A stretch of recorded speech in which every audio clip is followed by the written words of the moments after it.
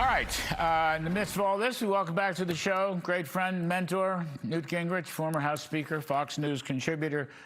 Newt, so just, I'll call it some housekeeping. At President Trump's request, Darlene Graham Nordone is the temporary senator from the great state of South Carolina. Perhaps you know her. I don't. But Lindsey Graham came into office as part of your class of 1994 in the contract with America. So that's very cool. And I call him a great freedom fighter. I want to talk about a lot of stuff with you, Newt, but, you know, I wasn't crazy about his economics, whatever, but he was a freedom fighter on foreign policy. I mean, there's no question about that. And I think he'd be a pretty unhappy camper today after the events of the last day or two. Well, I think, first of all, that emotionally, it's a wonderful thing that President Trump recommended Lindsey's sister. As you know, she was basically orphaned at 13. Lindsey adopted her, helped raise her. She's a central person in his life. And I think to have her be senator for the rest of this year until they have a replacement elected, I think it's a wonderful gesture. And I think she will be very well received by both Democrats and Republicans. So I just thought it was a very nice touch at a time sometimes when we all get too angry, too partisan, too political. There's a certain family emotional piece to this that I think is pretty darn good. You know, she's a registered Republican, Newt. Has anyone asked? I don't. I can't quite imagine that Trump would have been this enthusiastic. I mean, Lindsey was one of the great characters of the Senate. I just wrote a piece for Fox News and talked about him. When I tried to summarize, and you were right, we go all the way back to 1994. He gave his first speech the day that we took over the Congress in January '95, and I've reprinted it. And it's just, Lindsey didn't actually change. He came from a poor family. He clawed his way up. He worked very hard. He was totally patriotic. He spent years in the military, retired as a colonel, and deeply, deeply loved the United States. I got to go back to the Iran story. I mean, yes, I agree about loving the United States. He was a great patriot, and my riff echoes your sentiments exactly. A lot of people of note came into your class of 1994. You yourself are a great path maker, pathfinder. But Newt, this Iran thing now, everything seems to be going bad. The president, of course, is going to take action. Exactly all the actions we don't know yet, but he's presumably going to take action. But, you know, it was a performance-based deal, performance-based, quote unquote, but we let him have oil sales a little too soon, $5 billion. God knows what they're doing to it. They seem to be reopening some of their nuclear sites. They may be giving money to Hezbollah and their other proxies. I mean, we didn't renege, they reneged, but then again, they have a 50-year history of reneging, 47-year history. I mean, how do you assess this now? Oil prices, I hope they're peaking here. I don't want them to go, but they were up 8 or 9% today in West Texas.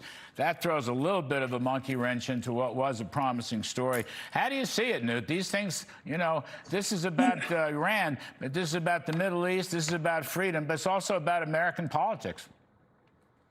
You know, this may strike you as a strange analogy, but when Abraham Lincoln became president, and the South seceded, the senior general outlined for him what he called an anaconda strategy, that they would gradually surround and crush the rebellion.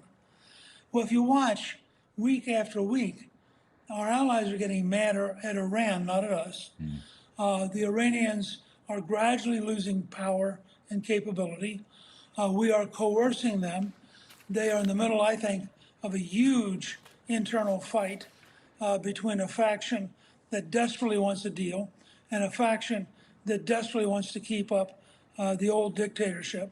And I think the president is moving slower than I'd like, slower than you and Jack Keane would like, but he's moving methodically and saying, look, I am going to do what it takes. And you Iranians get to decide how much it takes. But whatever you decide, I'll live up to it.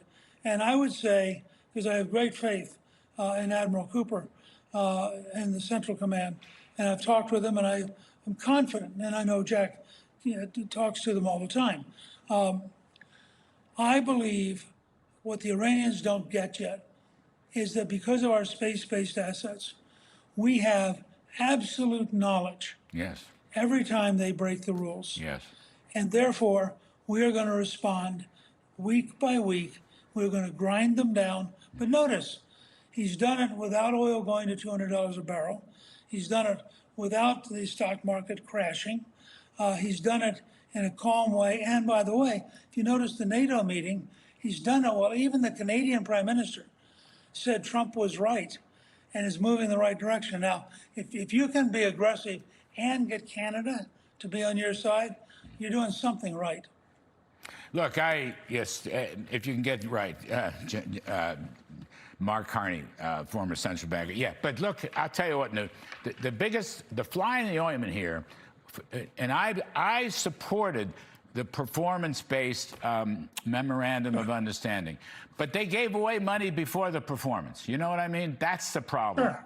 And the oil sales were not done through the Omani channel. They were not done through the Treasury control OFAC. They were just straight oil sales. I don't know what the number is. I've seen $5 billion around. That's a lot of money for a country that's being badly defeated. And they're using the money for nefarious purposes. And it looks like, as you just said, these bird satellites in the sky, we know exactly what they're doing. And apparently they're going to reopen some of the nuclear operations, okay? Pickaxe being one of them. That's just awful. And that worries me, because remember how this started? Within a few weeks, they could have the capacity to develop a nuclear weapon. Remember all that? And that was what, way back last winter?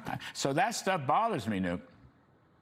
Look, it's very hard for us in an age when we want everything to be instant. We want instant coffee, instant on television, you name it. We get worried if our cell phone goes down for more than 3 seconds. The fact is, this is my guess. I have no secret knowledge, but my guess is that in the back of Trump's head, he's following a formula that says, let's try to bribe the guys who could be on our side. Let's try to kill the guys who are never going to be on our side. And let's see if we can move to a solution without having to try to occupy. Remember, this is a country that is twice the size of Texas and about 100 million people. And I think Trump has been walking a tightrope in his own mind, not giving up an inch, not backing off, but not getting sucked into a large land war that would be tremendously difficult to wage. And I think if you watch, the Iranians are weaker today than they were 6 months ago. Yes. And every week that goes by, Yes. they get a little bit weaker. And they've now put on more economic sanctions again. And what they're saying in part to the Iranian leadership is, look, stupid, you want to live in poverty? You want to live with nothing working? You want to live with no infrastructure? We can accommodate that. Yeah. But we don't want to. So we would like you to behave. And if you behaved, you could have prosperity, you could have security, and we could live together as neighbors. You get to choose. But the thing I'm impressed by, and much better than I thought it would be, frankly, every time the Iranians choose to be military and to go to war, Trump has backed up and said, fine, if this is what you want, let me give you some more. And I think that the truth is that Secretary Hegseth and Admiral Cooper have done a really good job of implementing the president's campaign plan. And I fully expect at some point in the not too distant future that the Iranian regime will break, and that in fact the IRGC, the Islamic Revolutionary Guard Corps, will decisively lose power, and I gotta we'll jump get out. to some kind of modus vivendi. Just no more money, Newt. You know what I mean? No more money. That'll do it. Anyway, Newt Gingrich, thank you. Appreciate it.